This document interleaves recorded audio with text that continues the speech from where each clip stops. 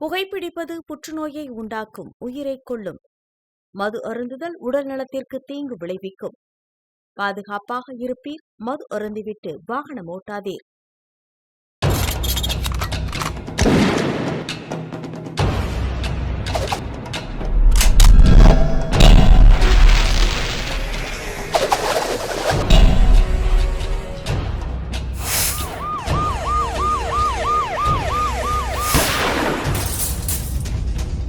கோப்பியம், உண்மையும் பின்னணியும். 3 கோடி இன்சூரன்ஸ் தொகைக்காகவும் அரசு வேலைக்கு ஆசைப்பட்டும் பெற்ற தந்தையையே சற்றும் ஈவு இரக்கமே இல்லாமல் கொடிய விஷம் கொண்ட கட்டுவெறியன் பாம்பை விட்டு கடிக்க வைத்து கொடூர கொலை செய்து நாடகமாடிய மகன்களை போலீசார் திறமையாக விசாரணை நடத்தி கைது செய்திருக்கும் அதிர்ச்சி சம்பவத்தை பற்றி இப்போது பார்க்கலாம். திருவள்ளூர் மாவட்டம் பொதட்டூர்பேட்டை நல்ல தண்ணீர் குளம் தெருவை சேர்ந்தவர் கணேசன். இவர் அங்குள்ள அரசு மகளிர் மேல்நிலைப் பள்ளியில் ஆய்வக உதவியாளராக பணியாற்றி வந்துள்ளார். இந்நிலையில் இவருக்கு கடந்த 3 மாதங்களுக்கு முன்பு ஏற்பட்ட ஒரு வாகன விபத்தில் படுகாயமடைந்து மருத்துவமனையில் சிகிச்சை பெற்று வந்துள்ளார். பின்னர் சிகிச்சை முடிந்து வீட்டில் ஓய்வெடுத்து வந்தபோது கடந்த அக்டோபர் மாதம் 22ஆம் தேதி நள்ளிரவில் வீட்டின் கட்டிலில் தூங்கிக் கொண்டிருந்த கணேசனை கட்டுவிரியன் பாம்பு கடித்துள்ளது. இதனைத் தொடர்ந்து அவரது மகன்கள் அவரை பொதட்டூர்பேட்டை அரசு மருத்துவமனைக்கு கொண்டு சென்றபோது அங்கு அவரை பரிசோதித்த மருத்துவர்கள் அவர் ஏற்கனவே இறந்துவிட்டதாக கூறியுள்ளனர். பின்னர் அவரின் சடலத்தை அவரது மகன்கள் காரிலேயே எடுத்து சென்று திருத்தணி அரசு மருத்துவமனைக்கு கொண்டு சென்றுள்ளனர். பின்னர் பாம்பு கடித்து இறந்ததாக பொதட்டூர்பேட்டை போலீசில் புகாரும் அளிக்கப்பட்டு வழக்கு பதிவு செய்யப்பட்டு அவரது உடல் பிரேத பரிசோதனைகள் முடிந்து அடக்கமும் செய்யப்பட்டுள்ளது. இந்நிலையில் காப்பீட்டு நிறுவனத்தை சேர்ந்த அதிகாரிகள் வடக்கு மண்டல ஐஜி அஸ்ரா கார்கை சந்தித்து புகார் ஒன்றை கொடுத்துள்ளனர். அதில் பாம்பு கடித்து இறந்து போன கணேசன் மீது கடந்த 6 மாதத்திற்கு முன்புதான் 3 கோடிக்கு காப்பீடு எடுக்கப்பட்டுள்ளதாகவும் ஒரு பள்ளியில் சாதாரண ஆய்வக உதவியாளராக பணிபுரிந்து வந்தவர் மீது 3 கோடிக்கு காப்பீடு எடுத்து 6 மாதத்தில் அவர் மரணம் அடைந்திருப்பதால் அவரது மரணத்தில் சந்தேகம் இருப்பதாகவும் குறிப்பிட்டிருந்தனர். இதனைத் தொடர்ந்து ஐஜி உத்தரவின் பேரில் திருவள்ளூர் மாவட்ட எஸ்பி விவேகானந்தா சுக்லா நடவடிக்கை எடுத்து டிஎஸ்பி ஜெயஸ்ரீ, இன்ஸ்பெக்டர்கள் தங்கதுரை, கஸ்தூரி மற்றும் சப் இன்ஸ்பெக்டர்கள் முரளி, மாரிமுத்து ஆகியோர் கொண்ட தனிப்படை அமைக்கப்பட்டு பாம்பு கடித்து இறந்த வழக்கு குறித்து தீவிர விசாரணையை தொடங்கியுள்ளனர். 22 அக்டோபர் தேதி பொடட்டூர்பேட் போலீஸ் ஸ்டேஷனில் நமக்கு ஒரு கம்ப்ளைண்ட் வந்தது. அந்த கம்ப்ளைண்ட்டில் ஒருத்தர் திரு கணேசன் சொல்லி இங்கே கவர்மெண்ட் கேர்ள்ஸ் ஹையர் செகண்டரி ஸ்கூலில் லேப் அசிஸ்டண்ட்டாக இருக்காங்க.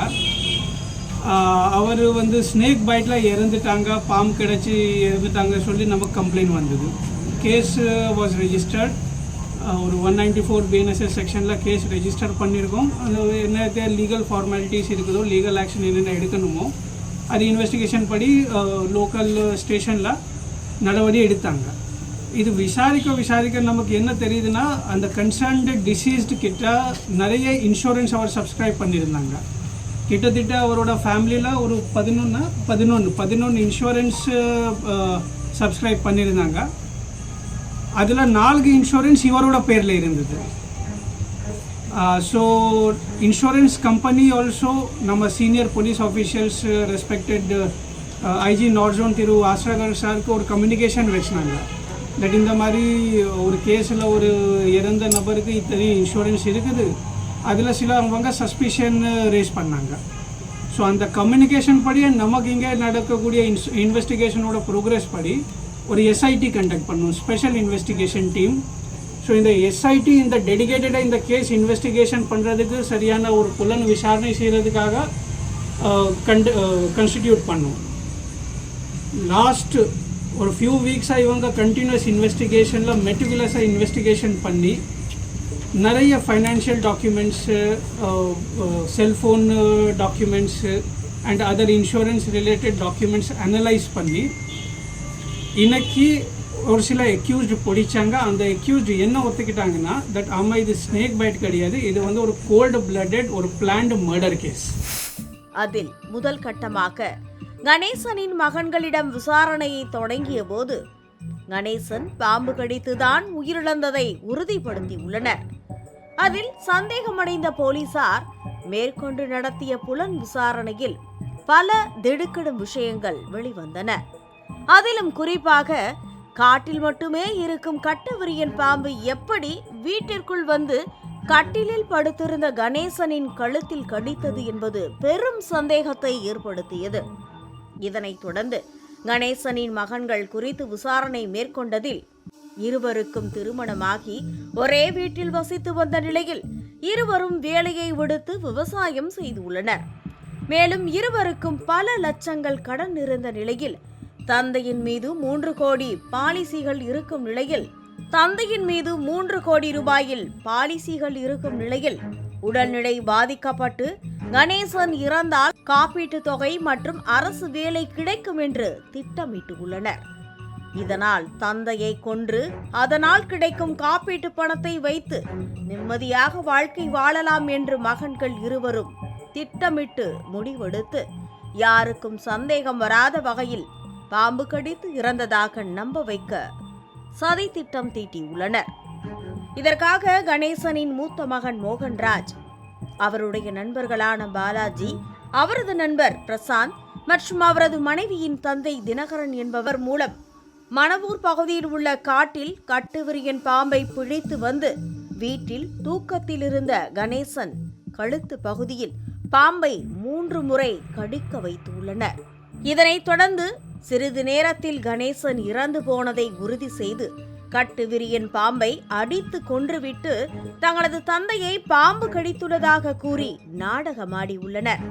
இதனையடுத்து காப்பீட்டு நிறுவனத்திற்கு சென்று பாம்பு கடித்து தங்களது தந்தை இறந்து விட்டதாகவும் அவருக்கு முறையாக வரவேண்டிய ரூபாய் 3 கோடி காப்பீட்டு தொகையை வழங்க வேண்டும் என்று கூறி அவர்களை அவசரப்படுத்திய நிலையில்தான் சந்தேகமடைந்த காப்பீட்டு நிறுவனத்தினர் கணேசன் இறப்பில் சந்தேகம் இருப்பதாக வடக்கு மண்டல ஐஜியிடம் புகார் செய்துள்ளனர்.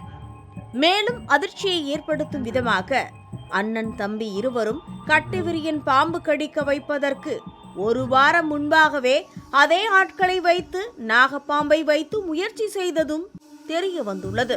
டிசீஸ்டு திரு கணேசனுக்கு 2 சன்ஸ் இருக்கிறாங்க, மோகன்ராஜ் அண்ட் ஹரிஹரன்.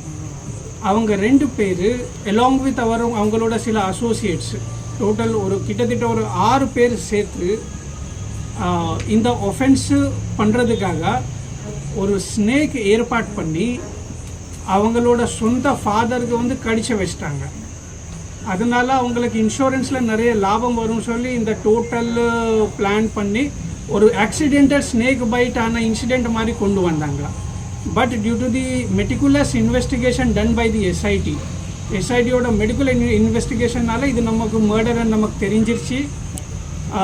6 பேருமே செக்யூர் பண்ணியிருக்கோம். இதில் ஃபர்தர் இன்வெஸ்டிகேஷன் இப்போ போயிட்டு இருக்குது. இதனைத் தொடர்ந்து கணேசனின் கொலைக்கு சதித்திட்டம் தீட்டிய அவரது 2 மகன்கள் உட்பட 6 பேரையும் கைது செய்து அவர்களிடம் இருந்த கார், பைக் மற்றும் செல்போன்களை பறிமுதல் செய்து நீதிமன்றத்தில் ஆஜர்படுத்தி காவல்துறையினர் சிறையில் அடைத்தனர். இந்நிலையில் இன்சூரன்ஸ் பணம், அரசு வேலைக்கு ஆசைப்பட்டு தந்தையை பாம்பு கடிக்க வைத்து பெற்ற மகன்களை கொலை செய்த சம்பவம் பொதட்டூர்பேட்டை பகுதியில் பெரும் பரபரப்பை ஏற்படுத்தியுள்ளது. இன்சூரன்ஸ் பணத்தை கைப்பற்றுவதற்கு இதற்கு முன்பும் கூட இதேபோன்று பல சம்பவங்கள் நடந்திருக்கும் நிலையில் யாருக்குமே சந்தேகமே வராதபடி பெற்ற தந்தையையே 2 மகன்கள் சேர்ந்து திட்டமிட்டு கொடூரமாக கொலை செய்திருக்கும் சம்பவம் தமிழகத்தையே அதிர வைத்திருக்கிறது. மீண்டும் அடுத்த கோப்பியம் நிகழ்ச்சியில் உங்களை சந்திக்கும் வரை உங்களிடமிருந்து விடைபெறுவது லாவண்யா ஸ்ரீனிவாசன்.